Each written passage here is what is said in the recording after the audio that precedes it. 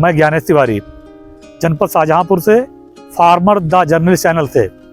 साथियों, आज फिर एक जो तत्काल में बड़ा विषय चल रहा है, क्योंकि हमारा एरिया जो है गन्ने का है, गन्ना हमारे यहाँ बहुत होता है, तो उसमें चूँकि बुवाई अब हम गेहूँ की करने जा रहे हैं, तो आप देख रहे होंगे ये वर्मी कंपोस्ट खाद पड़ रही है। गन्ने का खेत है, पेड़ी का, द्वितीय गन्ने का, उसमें हम अभी मल्चर चलवा रहे हैं, वो भी आप पीछे देख रहे होंगे, मल्चर आपको दिख रहा होगा। मल्चर से तो इसकी जो पाती है, ये देखें आप, ये बिल्कुल ये टुकड़े टुकड़े कर देती है। करने के बाद फिर हम इसमें वर्मी कंपोस्ट खाद डलवा रहे हैं। वर्मी कंपोस्ट में जो बहुत महत्वपूर्ण तत्व होते हैं, जो कि पूरे करने होते हैं, उसके अलावा अपने गन्ना सोच से ट्राइकोडर्मा, एजेक्टोबैक्टर, पीएसबी और इफ्को की एनपीके कंसोर्टिया, ये 2-2 कुंटल में वर्मी कंपोस्ट में मिलवा के और खेत में डलवा देते हैं। इसके बहुत ही ज़बरदस्त परिणाम हमें मिलते हैं और गेहूं की बुवाई भी हम सुपर सीडर से ही करवाएंगे। पीछे आप देख रहे होंगे कि हम मल्चर से इसकी पाती को महीन करवा रहे हैं। हमारी जो मिट्टी है, भूमि है, खेत है, इसमें ऑर्गेनिक कार्बन की मात्रा बहुत तेज़ी से कम हुई है। हमने फसल चक्र जो बदलता है उसे बंद कर रखा है। हमें ये करना चाहिए किसान भाइयों को। ऑर्गेनिक जो कार्बन की मात्रा है वो हमने कम कर रखी है, जिसे कि हम फसल के अवशोषों का प्रबंधन करके, चाहे आप पराली धान की हो, गन्ने की पाती हो, उसे उसी में महीन करके डिकम्पोज करें खेत में। वर्मी कंपोस्ट आप डालें, भूमि का शोधन करें, चाहे आप ट्राइकोडर्मा डाल सकते हैं, एनपीके कंसोर्टिया है, एजेक्टोबैक्टर है, पीएसबी है। इनके सबके बहुत महत्वपूर्ण काम हैं, जो सूक्ष्म तत्व हैं, जो आपकी खादें पड़ी हुई हैं, जो फंगस की बीमारियां हैं, बीज का शोधन है, भूमि का शोधन है, ये सभी प्रक्रियाएं इन सब चीज़ों से हो जाती हैं। हमारे खेत का जो पीएच लेवल है वो सामान्य हो जाता है, ऑर्गेनिक कार्बन की मात्रा बढ़ती है, फसल के उत्पादन पर सीधा फर्क पड़ता है। तो साथियों, इस समय ये बड़ा ज्वलंत मुद्दा चल रहा है कि एक तो भूमि में सुधार की आवश्यकता हमें बहुत ज़्यादा है। पराली का देख ही रहे होंगे आप, हरियाणा, पंजाब या अन्य प्रदेशों में हाहाकार मचा हुआ है, जिसमें कि हम लोग बस पराली को जला दिया और जो है उसके बाद हम ये समझते हैं कि हमने पराली का जो प्रबंधन कर दिया। साथियों, ये तरीका ठीक नहीं है। इससे कई नुकसान होते हैं। प्रदूषण का तो होता ही होता है, दूसरा इसमें जो हमारी मात्रा बढ़नी चाहिए ऑर्गेनिक कार्बन की, वो उसमें कहीं न कहीं हम नुकसान कर बैठते हैं। तो साथियों, आपको ये थोड़ा समझना पड़ेगा कि सिस्टमेटिक ढंग से हमें खेती करनी होगी। फसल चक्र जो हमारा है उसे बदलना होगा।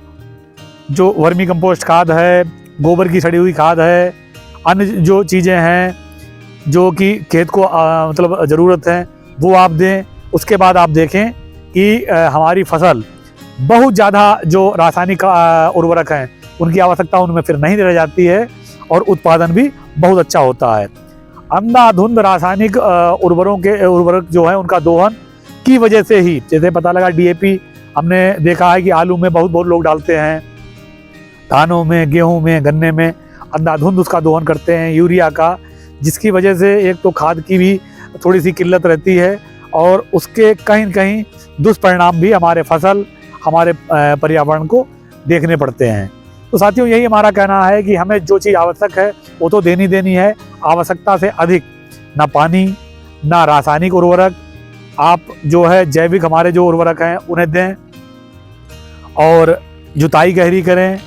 पराली चाहे धान की हो, गन्ने की पत्ती हो, उसको हर हाल में जो है आप चाहे गहरी जुताई से पलटाई करके, या आप जो है सुपर सीडर या अपना जो मल्चर, इससे ज़मीन में ही मिला दें।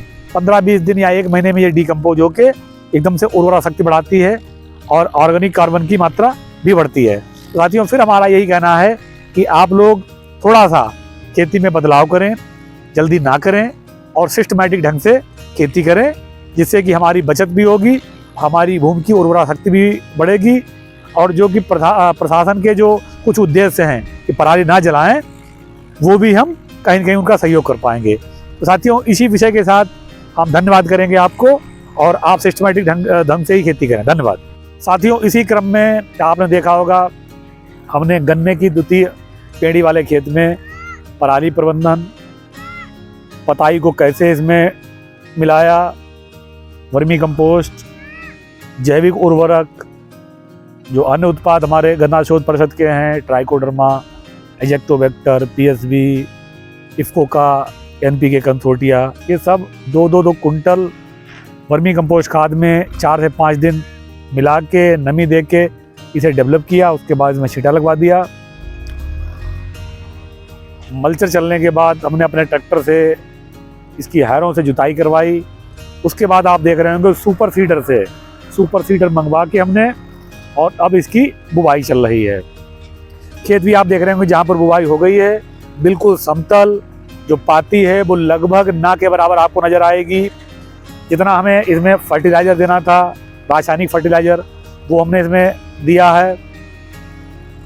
एक सही मात्रा में इसमें बीज डाला जा रहा है, सही मात्रा में खादें इसको दी जा रही हैं। इसके बाद 1 माह जब होने वाली नौबत आएगी, तब तक इसमें पूर्ण रूप से जितना भी आपको फसल अवशेष मालूम हो रहा है, ये गल जाएगा, और ये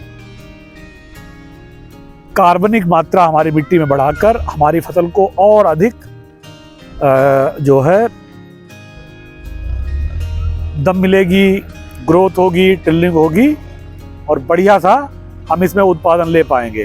तो साथियों, ये जो है वीडियो बनाने का मकसद सिर्फ इतना था कि आप जो है इसे सिस्टमैटिक ढंग से बुवाई करें, और जो है कम लागत में अधिक से अधिक उत्पादन लें, और साथ में पाती और पराली का भी प्रबंधन हो।